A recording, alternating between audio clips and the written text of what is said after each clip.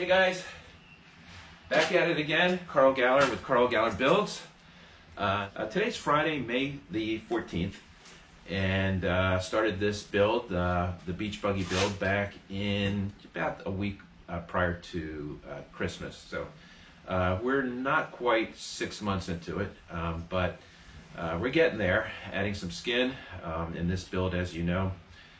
Taking this 2003 Volkswagen convertible, and I've just torn the shit out of it and hoping to make it into a really kind of fun beach cruiser. Originally it was going to be, had thoughts of taking a golf cart and kind of making it customizing it and jacking it up and all that stuff, and I said, you know what, it'd be more fun to do a car that we could have on the street, on a normal street, without worrying about it, being legal and stuff like that. Of course, who knows if this thing will be legal, but we're in the land of no inspections here in Florida, which is a kind of a good thing. If it was back in Maryland, I could not pull this off. Anyway, we had I did the Jeep lift. That was one of my very early videos. Adding the skin. See how quickly this stuff flash rusts. We're going to do the body work and grind that all down again. And my last episode was putting on, now I call it the Maryland crab shell. But butt welding is an interesting thing to do, especially when you don't really know what you're doing. But we're managing to get the metal to stick together pretty solidly. Been criticized for my welds, but I'm a rookie, so I'm happy with it. And guess what? As Bad Chad says, as long as I'm happy with it, that's what matters. You don't have to be happy with it. I got to be happy with it. And then Rich from Rich Rebuilds, he's hilarious. He shows an empty box and he says, I have this vase here, and everything in this vase is what I owe you. So I'm not that brazen, but anyway, this is all about making me and my candy happy, and so it's coming along. We're gonna do some try to get some more skin on and figure out how we're gonna transition this so this doesn't look like just a ridiculous air brake. Right now it's just, but the seat's going to be here, the backrests are going to be here, so it will make a little bit more sense when I get it together. So without further ado, I will do some more cutting, welding, and grinding. Wish me luck. So in preparation for getting the sheet metal to come down here, I'm going to need to figure out what sort of a wall of sheet metal support structure to come off of here to support this waterfall of metal. And so what I'm going to do is I already had the speakers mounted about exactly where they were originally, and I was delighted to see that there were still some speaker mounts there. I'm not sure that we will be mounting the speakers back in this cavity, because I might have a skin that's way above it, way around it. But I'll leave, of course, the wiring for the speakers, because I can always mount speakers into this new cavity that I will be building. But anyway, I'm going to get the seats back in. I'll get the headrest back in. It'll give me an opportunity to see what it looks like with that funky hump that I have installed. So I think I have explained, these cartridges. These are rollover protection for these convertibles. And these contraptions will deploy this headrest up 17 inches and lock in place. And it's kind of, I don't know if you guys remember Rock'em Sock'em Robots when we were kids, and that their head would ratchet up. It's kind of like a variation on that theme, but it is tied into the computer, and there's a harness down there, that yellow plug, if you can see it down yonder. That plugs into this, and when the computer senses a rollover, I guess a certain amount of degrees, these things deploy, and the headrests sit on these, 17 inches, which will probably be just about the same height as the roll bar. So we are keeping that. There's no reason not to. Now, with all the shit that I've done on the wiring harness, I'm not certain that they will still talk to the computer, but they're a good place to put the headrest, so there's no downside to it. So I will put them in.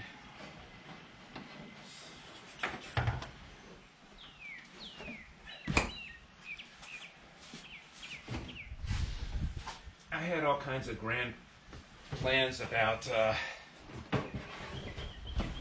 putting in bigger seats and custom making seats and shit like that. And once again, I just want to get the darn thing on the road finally, and not fuss around with too much stuff that's beyond my pay grade. Trunk access. These guys were supposed to fit.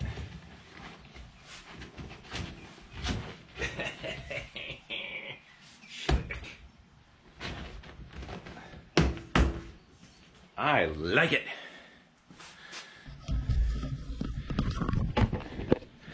All right, guys, you got to admit that looks way better. You know, looks way normal, more normal-er with those headrests there. And I'll probably put some sort of a fabric here or some sort of color-coded something or other. So that looks pretty cool. I'm digging that. Yippers. Neat. So this is the original side kind of valance interior part that finishes this rear cockpit. Obviously it ain't gonna work no mo because this goes way down here and this is way up here. But what I'm gonna try to do is maybe use the bottom to finish off the bottom near the seat, and also this back rear portion where it kind of flows into the seat. And so what I'm going to do right now is I'm going to notch this for the bar. All this is eventually going to be gone, but for now I just want to remove a minimal amount of material for fitment and see what I need to do down below. I can even get my speakers in here if that worked out well. But anyway, a little bit of Bondo, a little bit of fiberglass, a little bit of metal work, and we might be able to get this Frankenstein on the road. Camera is not the best for super close-ups, and I did have somebody request more close-ups, but I'm doing my best, guys. Cecil B. DeMille, I am not.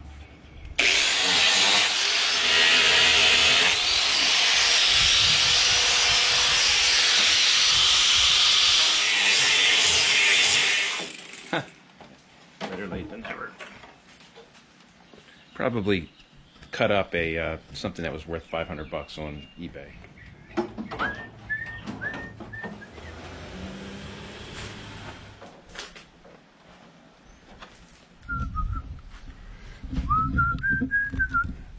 Doesn't want to lay down into this little area here, so I think I will have to trim it.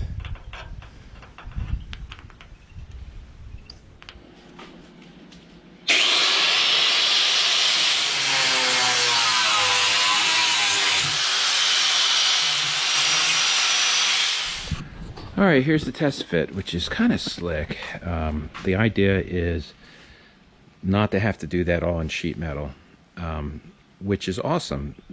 What I have to figure out, obviously, we're going to have to cut it to this profile, and then somehow artistically mold this.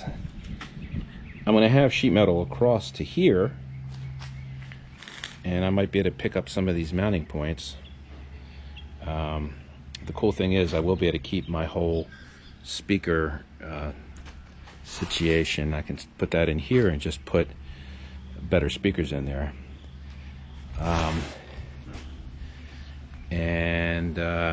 So we'll cut this down, but this will give me, it also finishes this bottom here, and I've got the inner clip here that goes across here, so this will all be kind of finished off, which is pretty slick. So this will give me a framework of where I need to do my sheet metal work. Obviously, we're not going to, this is kind of farther forward than I already am. I don't know if I want to build this up here and do something. I'm not sure, but I'm going to ponder it. And but I'm kind of excited. You know, I was able to trim this a little bit, and I'll clean it up, trim it to make it fit.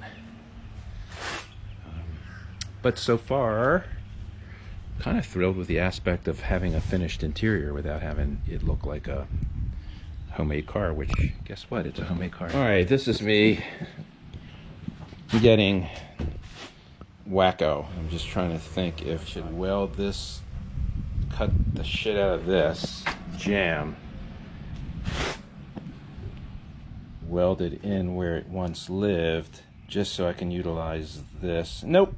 I'm not gonna do it. I'm not gonna do it. It's too much damn trouble. So I'm gonna just continue my hump down here. I'm gonna trim this back. However, that's all I'm gonna do. Thank you very much. So I know, I go on and on about bad Chad Hiltz up in Nova Scotia. The reason I do it is I identify with him because he's just a poor schmo like me, trying to cobble some stuff together out of his garage, and he's just very, very clever. So I appreciate that.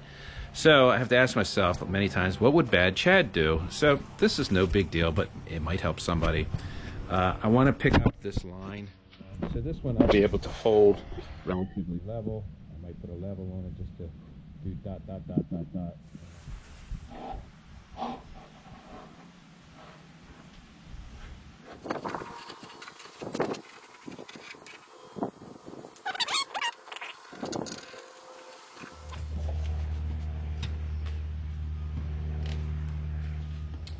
Man, it's still high, but it might be a nice little gentle angle. I think I can live with that. Okay, I've come up with that little template which will allow me to kind of build this smoothly, come down here, this radius.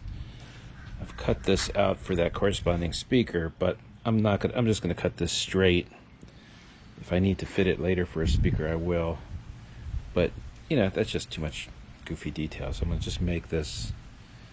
I've got a tab one here, so I'm going to weld on this side, and then on this side I will be able to weld on the end of this guy here and along there. So once again, probably overkill, but that is one of the watchwords of Carl Galler Builds. All right, I've cut out two identical inner body frames, one for the left side, one for the right side. I figured I would do them to make them identical. So it would also help me kind of even out my body lines. So once I get these pinned in place at the same datum points on both sides of the car, I will have a contour to follow that should be symmetrical on both sides. So that's my thought process anyway. Wish me luck. Hey guys, taking a quick break here. I have a fellow budding YouTuber, Chris. His handle is CJVW, but it will be Ocho's Garage. Yes. Come on over here, Chris. All right. Chris sourced me some... How are you, brother? Chris sourced me some really cool vintage bumperettes, or bumpers with bumperettes. I've seen a couple folks put these on their new VWs, and Chris helped me just kind of, screw them down just temporarily, but it's so funky looking. We're just screwed into the plastic right now, but I don't know if I'm going to build some brackets and it's simply this is simply just aesthetics. So even if it's just bolted, screwed into the metal that's behind here, but we're going to put that in the front and back. And I guess Chris has semi-followed me Yeah. on my Most of the journey. YouTube channel. Since the beginning when you brought the car home. Yeah. Oh, that's cool. Well, you know, it's so cool to connect with Yeah. you know, it feels weird for me to say with fans. Subscribers. But subscribers, yeah. So up and coming YouTubers. yeah, and I've been watching Chris build his 71 Super Beetle. 71 Super Beetle Building into a Baja. from nothing. I mean, down to just a tube, floor pan tube, and then floor pan, and now I think you got the body on it Yeah. right now. So It's coming along. if I knew how to do links up here, down here, maybe Chris can teach me how to do that. I'm not sure myself. I'm still learning too. But anyway, I just wanted to introduce Chris and tell him how much I appreciated him subscribing, and he has commented, and he has now helped me source some parts. So that's pretty cool. That's what this community of YouTubing and VWing is all about. So good stuff.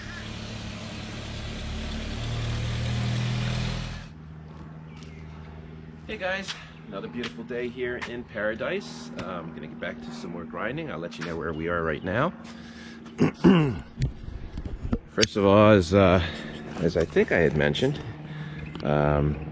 CJV Dubbin, aka Chris, of Ocho's Corner. That's gonna be his Facebook page or his YouTube channel. He helped me source some old school 54 to 67 bumpers, which I've just slapped on here, really just screwed into the plastic. I will probably divide them and stretch them to give it a more of the classic look, but I think it's just a fun thing. I've seen it on a couple other cars online. Yesterday, I spent literally the entire day ciphering over this thing here. This is the inner panel. Today we're going to work on skinning this inner panel here to kind of give some more form to this back ump. And as we work down here, I'll figure out, it'll start to make sense, but it'll come to me in a vision as to how we're going to do this once we skin this down here. It'll be a Frankenstein, but that's what Bondo is all about. So anyway, this is the inner skin, which will allow me to put the top valance on. And I've fitted a couple times. When I'm finished today, I will put the upholstery in again for the 57th time, the seat and the back, and then I'll be able to hopefully stylize some of that excuse me, plastic panel that goes in there and use elements that will at least trim the inside of it. So that's where we are right now. Some more of the chicken shit Carl Gallard builds welding that looks like crap, but manages to hold together pretty well. So that's where we are right now. So I will get to grinding and welding rather than later. I guess I got to do it sooner just to make sure that where this bows out or comes into the cockpit, it's not going to interfere. So now I got to put all this shit back in, like I said, for the 20th time. Where the seatbelts go. Well, I would love to act like, I mean, I guess I did some measurements to make this happen, but the way that this bows here just supports the edge of this. So when I cut this top of this plastic, which I will certainly be cutting, if I have to, I can screw it right into this sheet metal to secure it. It's still going to look like a Frankenstein, but it'll at least look like a trimmed out Frankenstein. So, but before I start cutting on this thing, I'm going to do our mystery hump here, and then I'll cut everything one time. So I'm doing everything on one side at a time, but each time I make a panel, I duplicate it to do the other side. And that way, for nothing else, just to get measurements, to be able to duplicate angles and things like that, you know, I can do pickup points. If I come so far from here to here on the other side, I know that this angle is going to be the same. So, trying to use a little bit of logic. So how do we start figuring out what this metal is? Well, we start with the cardboard. The cardboard template, my friend.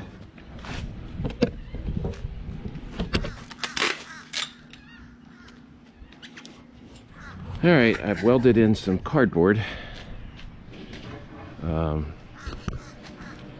get the general flow. Interesting. I mean, I think this is where it starts to look like a homemade car.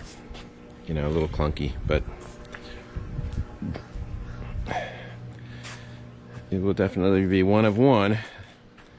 I'm going to try to figure out the hump a little bit, and then I might throw that upholstery back in. Transferring this to metal. Alrighty, so I did what I said I was going to do. You know, this is the major components. I just want to get some metal stuck in there, so I'll probably go with those kind of individual panels. You know, when people look at this, they're going to say, well, why did you have to do that? And when I, you know, show them pictures of this, they will understand that we had to cover that. And, you know, I guess I'm second guessing myself. Had I known about that, of course, you know, who knows what's those components are lying under there. I maybe would have cut the car more like this. And I could make it back like that, but I don't feel like doing a huge side panel. You know, it's going to be tough enough for me to put this panel in here. So the other thing is, and it look, you know, remember I'm going to use that plastic panel in here to cover up some of this void, at least at the bottom. But it, the other thing is that if I brought this big hoop out here, you know, I like the idea of seeing the back seat, like from the road. I just think it's cool.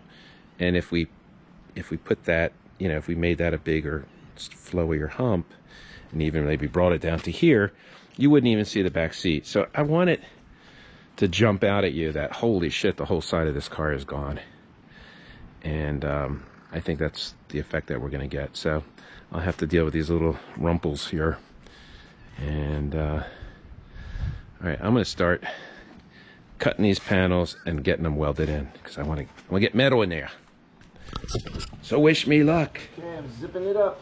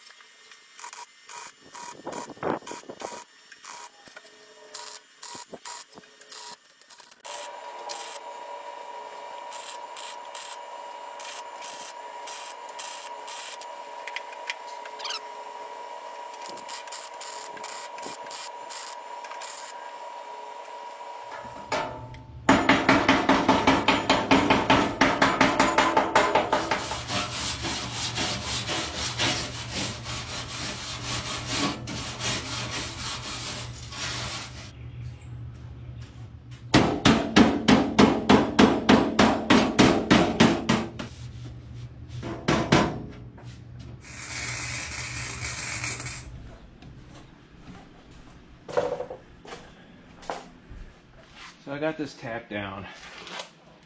Obviously, I gotta grind this. Whoopsie. There they go. I gotta grind this ledge off, which is when all these things start popping. But now I'm gonna use the planishing hammer and bend this down a bit, stitching my way up from the bottom up.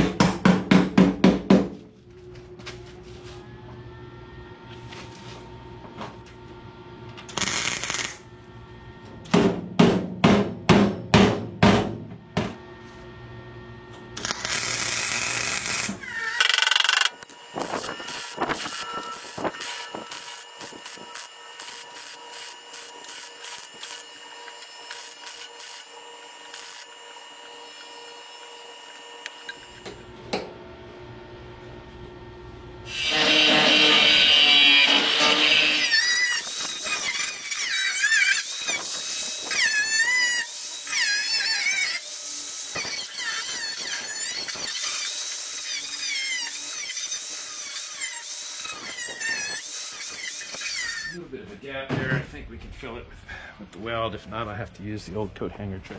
I was trying to grind it on an angle. It's another one of the tips that I've learned from the YouTube channels. If you grind two pieces of sheet metal that are overlapping, if you grind them like this, you're going to have a gap that is the thickness of the grinding wheel.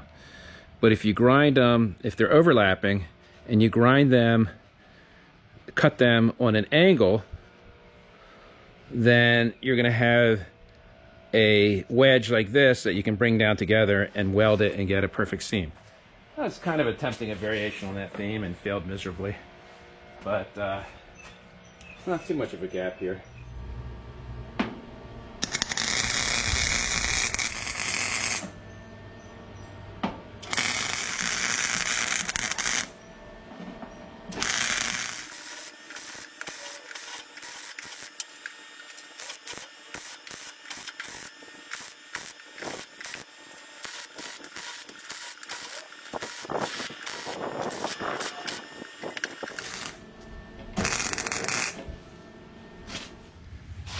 I'm not hating that.